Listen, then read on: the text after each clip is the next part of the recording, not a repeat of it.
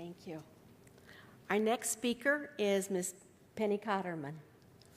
And you may have to stand up because seeing people around her over this podium gets hard. It doesn't move. We tried. Cool. Can I stand up here? You may so have the people podium. Can see me. I don't need that. Can I stand? Can you guys hear me from if I do this? Well, you can? Good. Well, good afternoon. My name is Penny Kotterman. I'm running for Superintendent of Public Instruction, and my very first experience with the Arizona PTA was also with Joanne and the ACE initiative in 1990, and I see a few friendly faces, Betty Pendley from Tempe Elementary, where I first started teaching in the Valley. So I'm so pleased to be here, and so glad that all of you have taken some time this afternoon to come and be a part of this forum. So thanks, Michelle and the Arizona PTA for putting this together. It's a wonderful opportunity. I stand before you today as a 30-year veteran public education teacher, a parent, a teacher leader, a teacher trainer, and mentor. I have spent my entire career in the field of public education. I have a bachelor's degree in education from Western Illinois University, a master's degree in education administration and curriculum development from Illinois State, and years of experience in our classrooms as a special education teacher, a high school English teacher, a middle school teacher. And I'm running for Superintendent of Public Instruction because I believe strongly that we owe it to our children, each and every one of them across the state of Arizona, a quality public education. And for me, that's not just rhetoric.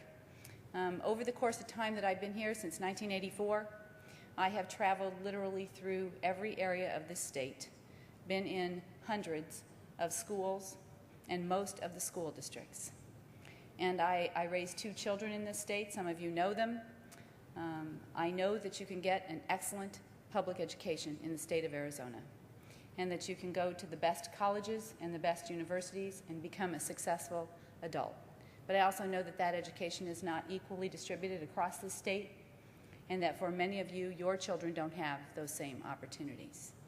When I was teaching special education, I would very often work with parents who had some of the most challenging students.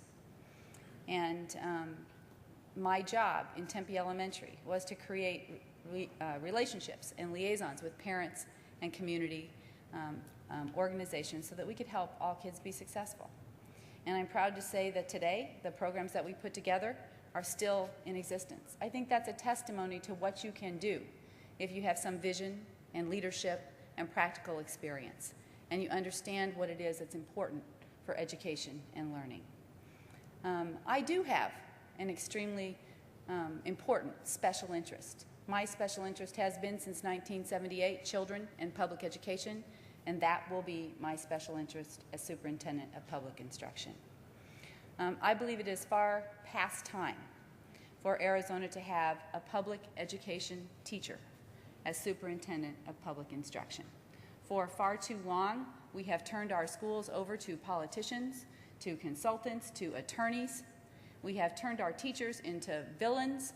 We have blamed everything on our schools rather than look forward with some vision and some opportunity for the things that we can do to make our schools better. We have sorted and sifted with our accountability system rather than tracked progress of kids over a period of time. My students, just to put this in perspective, my own children, my oldest son graduated from high school the year before the Ames test became a requirement. My youngest son had to take it. So it's in that same decade that I have watched our public education system go from one that was all about creativity and ingenuity to one that is all about testing and sorting and accountability. I believe I can change that. I'd like your help in doing that, and I look forward to answering your questions.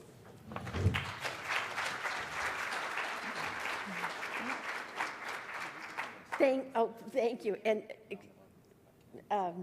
John, if you'd like to stand here, I think that will make it easier.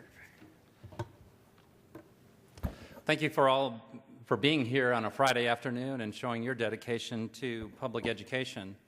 To understand me, you really have to understand my parents a little bit. My dad was a child of the Great Depression in the most difficult way. Right at the start of the Great Depression, at the age of 10, his father died, and he was responsible for putting the food on the table for a large family. And the values that he passed on to me, if you don't eat it, wear it, or work with it, you don't buy it. I am an extremely frugal person, and I'm analyzing every dollar that I come across to see how can we get $10 worth of value out of that. And from my mom, I got my love of education. She said no TV in our house, but we didn't lack for intellectual stimulation. We went to the library every week, and we came out home with books from our fingertips to our chin, and we traveled the world through our minds. And I was reading about George Washington and Thomas Jefferson and Abraham Lincoln at the age of 5 and 6. And as I take those lessons forward, we stand here in front of you. One of us is saying that we will make a difference. And as we look at the data in our education system, thousands of incredibly talented people have hit this system, and they haven't made a difference. 40 years ago, the Gallup does a survey every year, and 26% of parents rated their child's school an A school. In 2007, they hit a 40-year low. 19% rated their child's school an A school. We can stand up here and we can say meaningful and significant parental involvement, but how are you going to systematically change so that you get that? And I am somebody who has put systems in place, and I've made a change. In 1993, I pulled 700 research studies on performance pay in education and didn't find a working model and designed one from scratch. We put it in place in the Sedona school system, and their high school went from 6% of their parents and 8% of their students giving this high school a grade of an A, to most recently, they are over 60%. Meanwhile, the nation's average has been flatlined for high schools at around 17% for 40 years. So we showed that if you put in place a system that brings teachers together as a team and also holds them in a positive way, individually accountable, that they can move a whole school system and school district. That legislation, that test in Sedona led to performance pay in 301 and the funding that came into the education system in 301. It showed teachers that you can have performance pay systems that work. Now, I've talked about the parental rating of schools not changing in 40 years nationwide. The same is true of academic data. But that's not been true of all states. Recently, Florida has made the largest movement in the 40-year history of the National Assessment of Educational Progress. They have moved 30% relative to Arizona in their literacy rates for low-income and minority kids. So to understand what they did, and this is critical because you can talk about education research, but they brought out 10,000 studies that have been published in level 1 peer-reviewed research journals, and they found only 453 that were worth reading.